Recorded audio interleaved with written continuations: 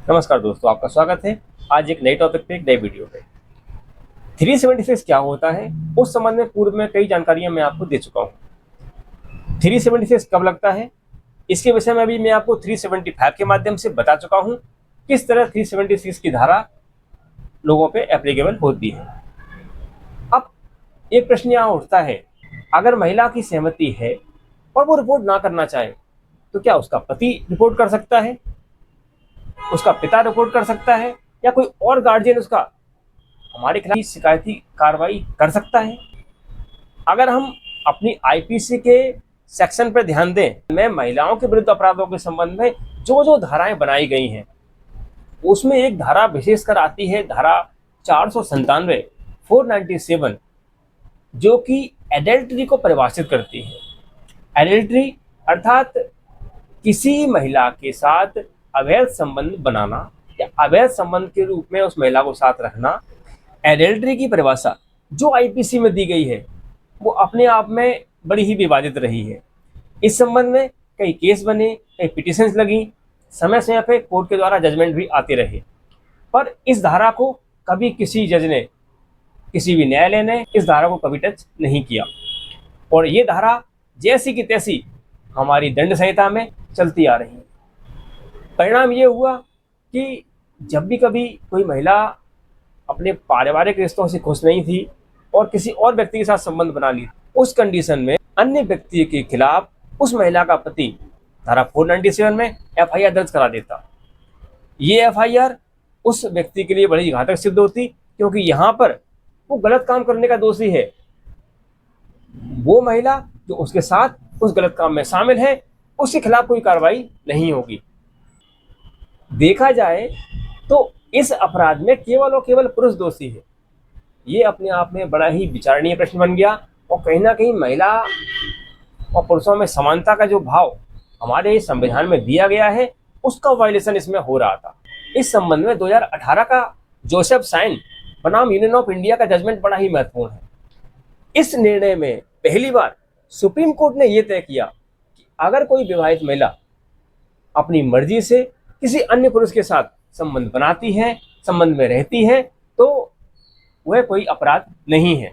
Supreme court ने धारा 497 को असंवैधानिक माना और उसको निरस्त कर दिया। इस धारा की गहराई में जाएं तो धारा क्या कहती थी और इसका प्रभाव आज की डेट में क्या है, तो धारा की हम परिभाषा को पढ़ते हैं।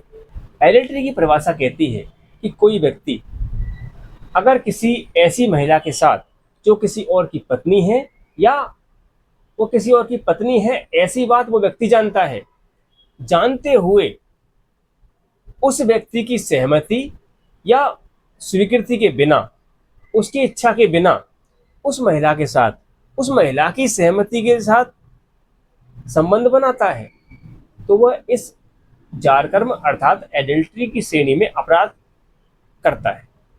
अब यहाँ विशेष बात यह है कि उस महिला की सहमति है, स्वीकृति है ऐसी घटना को अंजाम देने के लिए, इसलिए यह प्रकरण धारा 376 में नहीं आता। इस धारा में विशेष तौर से लिखा गया है कि ऐसी घटना जो कि 376 के तहत अपराध की कोटि में नहीं आती हो, वह इस धारा के तहत अपराध की कोटि में मानी जाएगी।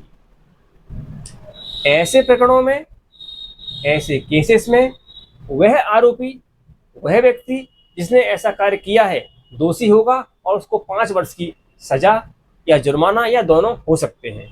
वह महिला जो इस प्रकरण में संलिप्त थी और अपनी पति की बिना मर्जी के किसी और परपुरुष के साथ गलत संबंध बना रही थी, उसे कोई सजा इस कानून के तहत नहीं दी जाएगी। एडल्ट्री की इस परिभाषा के आधार पर पूर्व में जब तक आईपीसी प्रावधान लागू थे, बहुत से लोगों पर एफआईआर दर्ज हुई।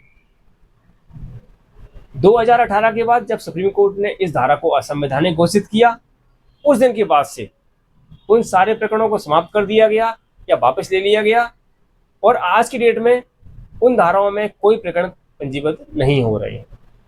2023 से जब बीएनएस कानून लागू हो गया तो उस कानून के अंदर इस धारा को रखा ही नहीं गया। देखा जाए तो कहीं ना कहीं कोर्ट के माध्यम से समाज में व्यभिचार को एक मौन स्वीकृति मिल गई। किसी व्यक्ति में केवल जाति, लिंग, वर्ण या महिला पुरुष होने के आधार पर कोई भेदभाव हो ही नहीं सकता। अगर कोई भेदभाव हो रहा है तो कहीं ना कहीं वो संविधान के खिलाफ है, और संविधान के खिलाफ जो भी कानून होगा वह शून्य की कैटेगरी में आएगा, ऐसा संविधान में पूर्व से लिखा हुआ है। हमारे जो भी कानून है अगर वो संविधान की दिशा के विपरीत चलते हैं तो उनको शून्य करने का, समाप्त करने का अधिकार हमारी सुप्रीम कोर्ट के पास है। कि संविधान के जो सिद्धांत हैं उसके अकॉर्डिंग देखा जाए तो महिला को वो सारी स्वतंत्रताएं हैं कि वो स्वतंत्र रूप से निर्णय ले सकती है कि किसके साथ संबंध बनाएगी, किसके साथ नहीं। ये निर्णय जब आया उसके बाद से समाज में लिव इन रिलेशन का चलन बढ़ता गया। आज की डेट में कई महिलाएं विवाहित होने के बाद भी अपने पतियों से अलग रह रही हैं। उनके जीवन में कोई दूसरा व्यक्ति आ चुका है और उस दूसरे व्यक्ति को कानूनी मान्यता भी ये प्रावधान हटने के बाद मिल गई है। आप देख भी रहे होंगे कि ऐसे प्रकरण यदा कदा समाचार पत्रों में प्रकाशित होते रहते हैं, टीवी की न्यूज में आते रहते हैं। समाज ने मान्यता आज की डेट में तो उनको नहीं दी है, पर कानून की नज़र में इनको मान्यता मिल गई है और लोग बिना विवाह के भी इस तरह से रह रहे हैं। बिना विवाह के अविवाहित महिला पुरुष रहें, कोई दिक्कत नहीं है, सही है।